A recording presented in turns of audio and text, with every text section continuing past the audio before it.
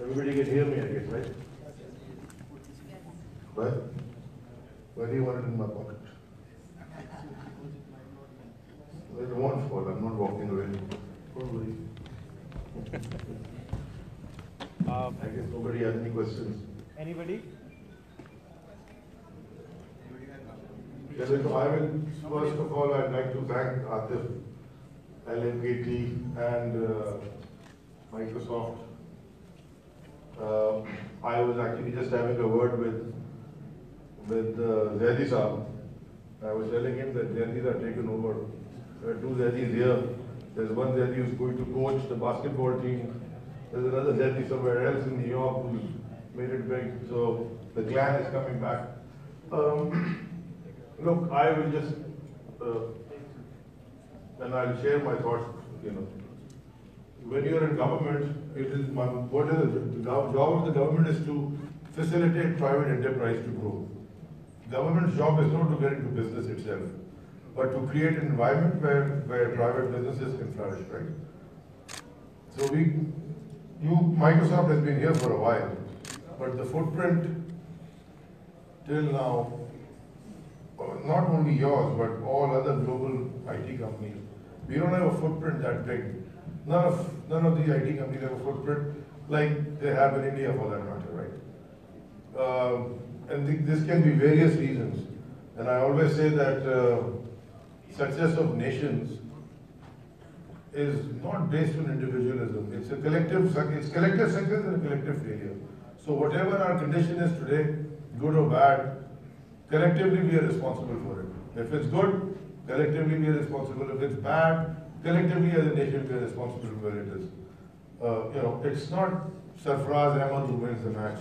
It's Pakistan who wins the match or Pakistan who loses the match. So when you're on this side, on where I'm sitting now, technology sector, which I think we should rename it to instead of calling it the Ministry of Information Technology, we should call it the Ministry of Digital Science. Because all of these things are moving very fast. But they don't move fast in government. And I've had interactions with where Microsoft is strong, which is the US, and I've seen how things go there. That some money was made. So there's lots of checks and balances. Therefore, there are checks and balances. Some of these make the process very slow. And therefore, and I'll give you one example. Yesterday also I gave this example, and then after that you guys can ask me questions if there is any. One thing I learned, that if I have to buy 8 couches for my ministry, I have to involve half the country. I have to involve the Ministry of Industry, I have to involve the Ministry of Commerce, I have to involve the Ministry of Power, the Ministry of Labour. One summary will move and go to everybody. And everybody has to approve it. And then it might go to the cabinet, and the cabinet will say, why are you buying and not manufacturing? And if you're manufacturing, somebody might say, why are you manufacturing and not buying? So you have to sort of look at all these actors. And the blue file that comes and it goes around the block, and it sort of becomes thicker and thicker and thicker, but things don't get done. Sometimes the file is this thick. I've seen files that were started in 2008, Government of People's Party. The file is still doing the circle, the third government. And it's still come on my table, it's this big. This is still sort of not done.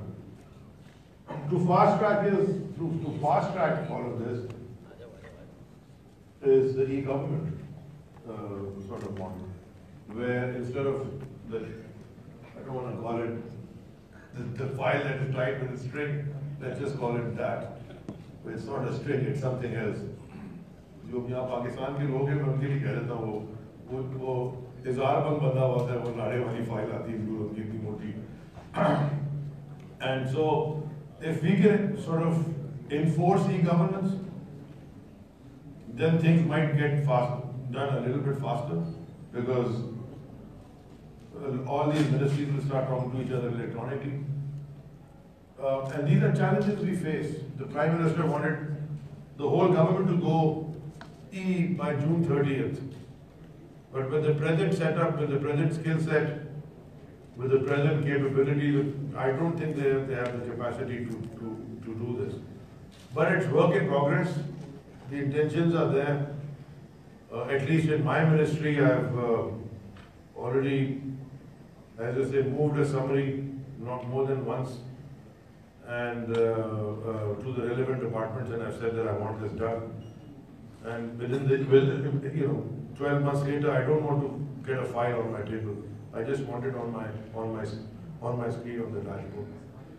So these are things that we are doing. There are other projects that are coming up. I guess if the IT minister was here, he would have been able to give you guys a better shed more light on what they are planning to do.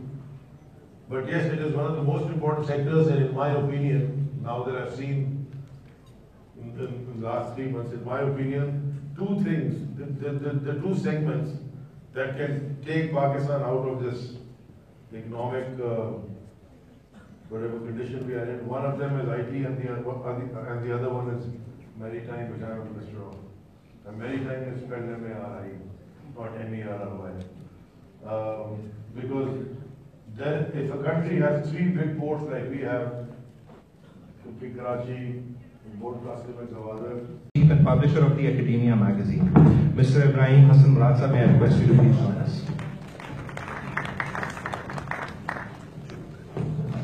All right. Thank you.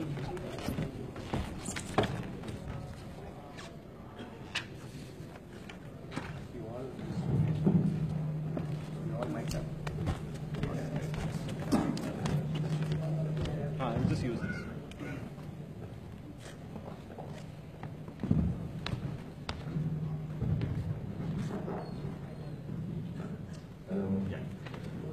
Right. So thank you all for being here. I'm genuinely privileged to be among such a distinguished panel of professionals and thought leaders. So I'd like to start with you, Amode. So Pakistan, like Africa, is endowed with a large youth population. We have a lot of experience working in Africa with young innovators and professionals. So how can we harness our youth in Pakistan to kind of support and capitalize the startup ecosystem here in Pakistan? Well, afternoon, everyone.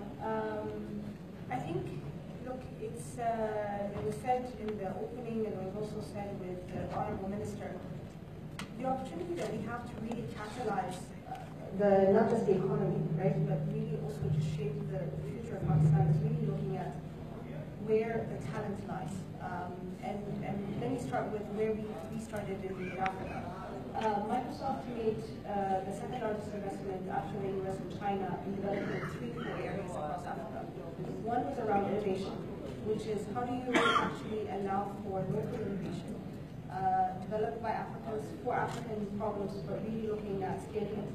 The second one was around skills, the skills development, and how do you get actual skills ready for the 21st century, both in terms of employability, but also in terms of upskilling existing workforce as well. And the third one was around access, affordable access, right? So once you have the solutions, once you have skills, how do you actually give affordability and access for content for small and medium enterprises, but also for others? So take that aside and look at how does that also apply in the context of Pakistan, right? So with 200+ million people, it's an opportunity for us to look at the youth, those that are going into the workforce, and how do we enable them and give them that exposure. And part of the work and the investment that we're launching today with LMKT SPARK is actually exactly to do that. It's an incubation program, it's an acceleration program that will give the opportunity for startups, for innovators to be incubated with the right skills, with the insight, but more importantly, with the go-to-market that would allow them to sell their solution, not just for them to become a Pakistani company, but really looking at regionally and globally, and becoming a net export of talent.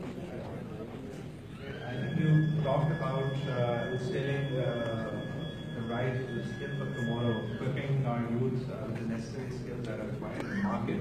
So my next question, kind of leading to that, is from Mr. Ibrahim. So we're producing about 20,000 ICT graduates every year, right? How do you think that those graduates are ready, equipped with the skills of tomorrow? Do you think that they're ready for the fast-paced market that's kind of developing? Or do we see a skill gap, really?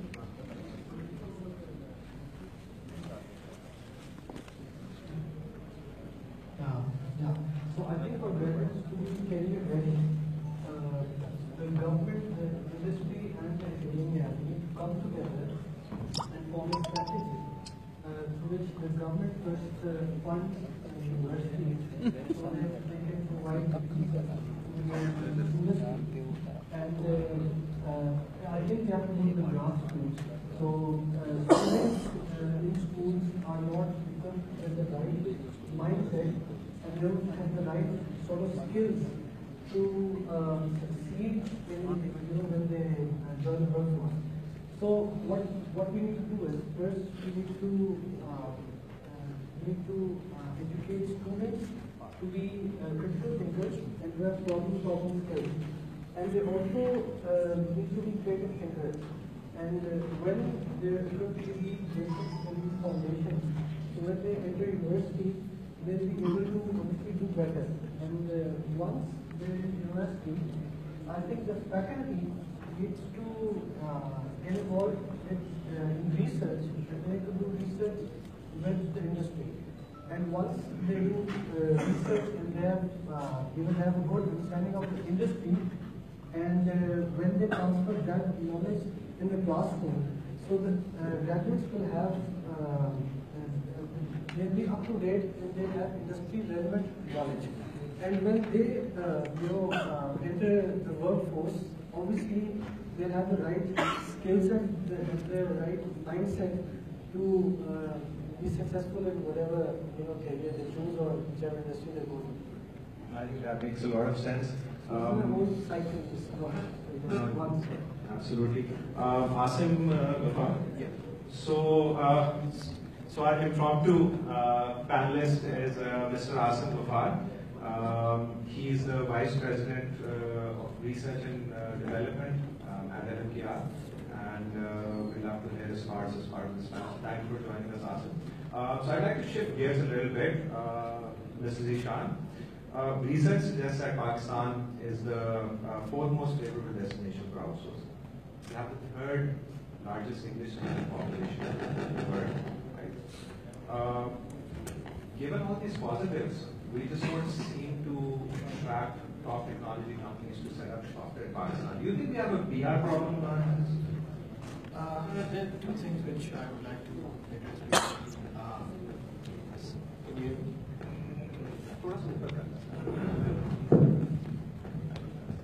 I request everybody to put a mic on.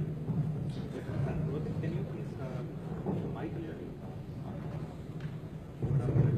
Yes. Okay, the problem is Okay, and can we switch our phones to airplane mode because it's interfering with the mics? That's just me. Appreciate that. All right. Sorry. the problem is basically it's more than a PR problem. It's like we are having a population of 220 million. Out of that, 130 million is less than the age of 33. So it's very young population. We import approximately 40 million handsets, new handsets I'm talking about, every year, which is a huge number. And out of that, 40% is smartphones. And it's a huge market. But the problem is that we, as an industry, for the last 17 years since I'm associated, we are just box moving. There's no real technology transfer, and there's no interest from the international brands also, because government is not able to come up in the last 20 years to give some kind of a better ICT policy. Minister Sir was here, so now I think this new government is working upon that, but it's going to take some time. Most importantly, when we talk about bigger brands like Samsung, Huawei, Nokia, so they all are having their presence through their local distributors. They're not having presence by themselves in terms of R&D or research. There's no collaboration between companies, international brands, and academia also.